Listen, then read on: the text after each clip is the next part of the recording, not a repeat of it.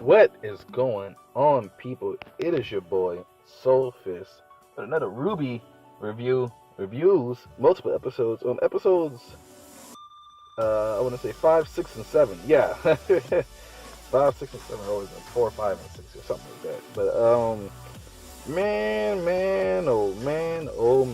these episodes were the middle episode, the second episode, episode 6 was outside one moment that I want to get into later. It was like it was a slow paced episode, but it was supposed to be. But like the first episode was way better. Not the first episode, the fifth episode was way better. So let's start with episode 5, chapter 5, whatever.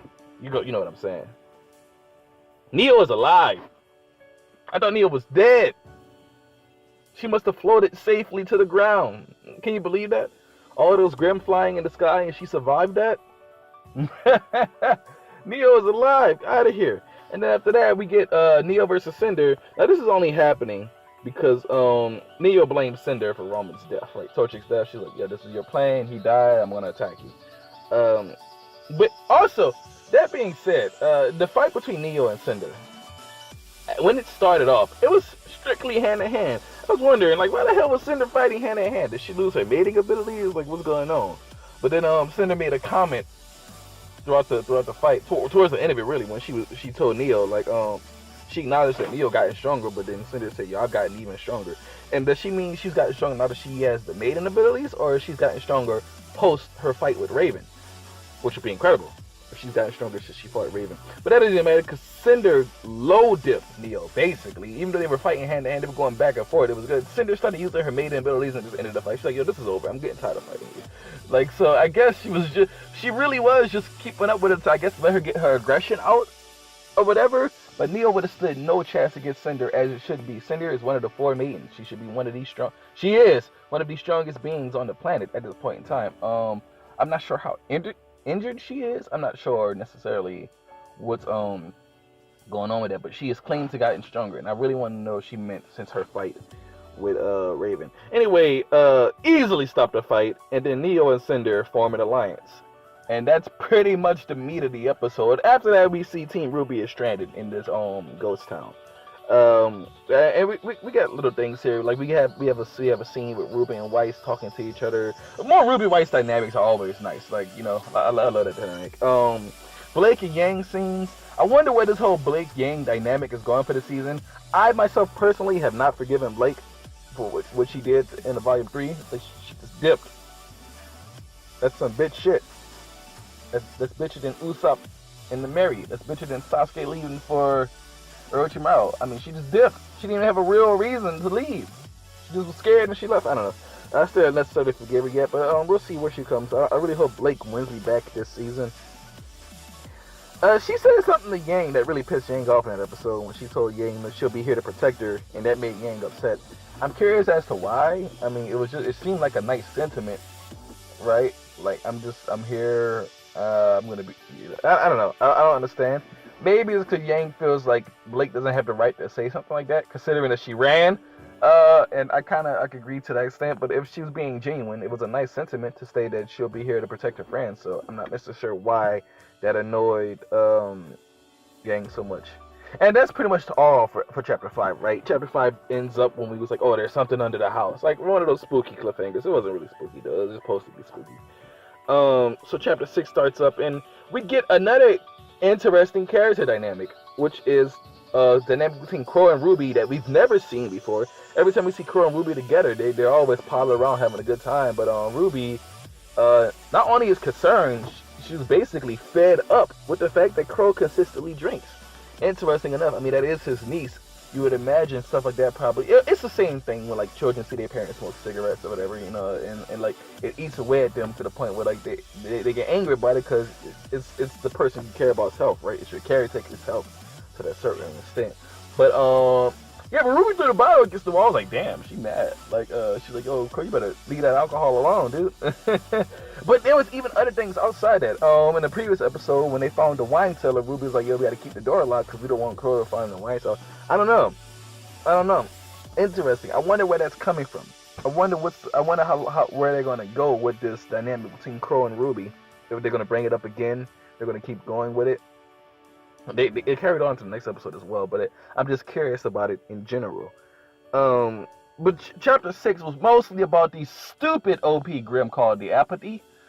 This variation of Grim just has the ability to basically make you sleepy, or at least I assume. It turns out the actual ability is to suck away your will to continue, like your will to go on, your will to, and the longer you're around them, the more and more it goes away to the point where you give up and you die, and everything just comes to a halt. Team RWBY is running from these things, but they were basically they were losing all their energy, and they was basically like passing out.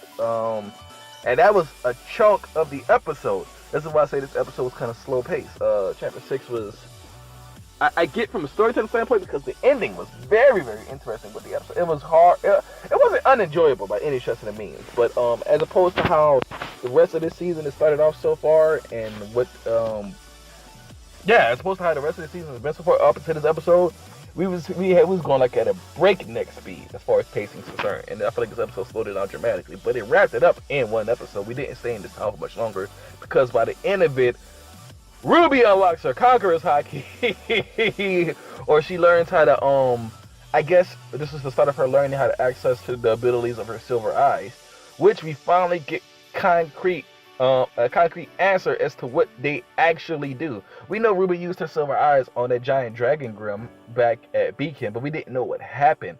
We see now the silver eyes. We actually see it has two effects. It'll either completely eradicate a Grim, or it'll freeze it solid. I'm assuming lesser Grim gets eradicated, and larger Grim gets frozen solid in like the stone substance or whatever it was. The old lady, can't remember her name at the moment. She was a silver-eyed user. We find out at the end of this episode as well. She's the one who talks RWBY into how to use her silver eyes. It turns out she was a silver-eye user at the end of the episode as well. Now, as far as the next episode is concerned, episode 7, we learned in that episode, and keep in mind I said she was a silver-eyed user. In the next episode, in the very beginning, we found out in her prime, or maybe towards the end of her prime, but in her career as a huntress, she lost her eyesight after she got jumped. It was like 4 or 5 hunters or something. It was crazy. She won, but one of them basically got her, slashed her eyes, slashed them like Jesus. Oh man, like if anybody's ever seen like Ikitosen, I remember that happened to So when those enemies from the west invaded. Woo! Boy, I was like, damn, not the eyes, bro. I hate when people go at eyes with a sword. It's always hard to look at. But her eyes gone, so her abilities are gone. So that also means it's not just like, oh, your eyes are silver because you have this blood and this is the ability you have. You literally need your eyes to use the silver-eyed ability to dominate Grim. Literally need it. You literally need your eyes to use Conqueror's Haki. I'm gonna keep calling it Conqueror's Haki because that's what I see it as. The old lady, Grim Reaper was her name, or I guess her designation, right? Her epithet as a huntress. She was a scythe user as well, a dual scythe user. And a dual scythe that combined into one scythe, like a Darth Maul lightsaber, and it was 2 scythes, and her scythes like flew independently of her. Nuts, man! I would love to see more of the Grim Reaper in her prime. Like just that one fight scene with her fighting that Grim and those 4 enemies, crazy. I was like, wow, I would have loved to see more and more and more of her. Especially because we know that Grim Reaper was the Crow's inspiration. The reason why Crow learned how to use a scythe to begin with, because he just heard the legends of Grim Reaper being so dashing with a scythe. But you know, as they say, she just disappeared. But we found out she didn't disappear. She went into hiding, like because she was afraid for her life, which is really right. Because she had those eyes, and people was hunting her down for her eyes. And one time they literally almost got her, and she survived. So she was like, "Bro, I'm just gonna go into hiding. I don't want anybody to ever come after me ever again." And I understood that. I'm not gonna hold that against the sweet old lady because that's a terrible thing that happened to her. Crazy enough. Damn, I can't believe I'm already on chapter 7 in this review. She lost her eyesight in battle, bro. Going for the eyes always gets me.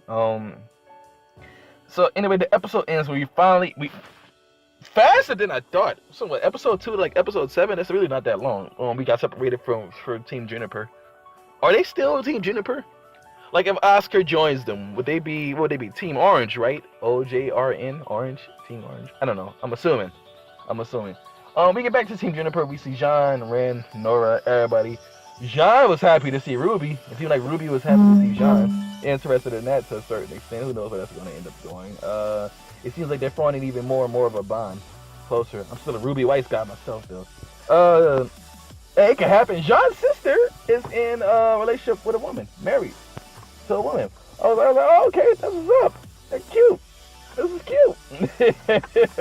So yeah, that's why I'm not afraid of my RWBY life. Oh, but anyway, God, I missed the last. I didn't miss them. I just didn't watch them because the episode's like fucking 15 minutes. Sometimes you just forget to watch it, man. Like you forget it happened and it'll stack up on you. But it's not like it's a long stack. So I just sat there and I watched these 3 episodes, and I'm gonna do this combined triple episode review. I'll try to never do this again. I'll try to go episode by episode. I've been doing good with the manga chapters. I gotta keep remembering to like to go episode by episode. The reason for that is because typically when I watch RWBY, I will literally just wait till everything finish and watch like the whole 2 hours of footage or whatever. You know what I mean?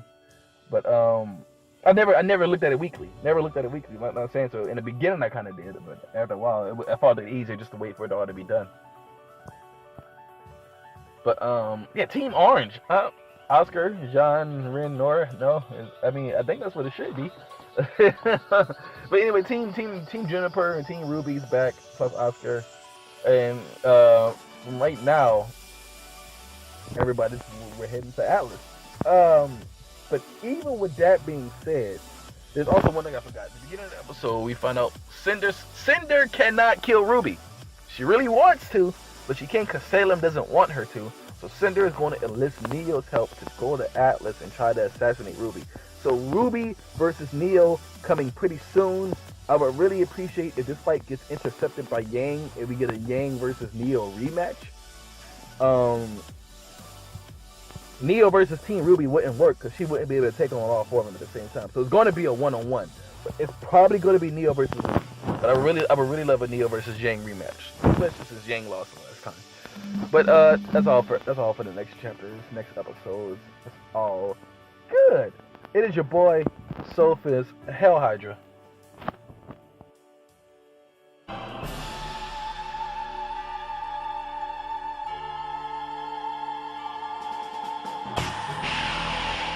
Swordfist!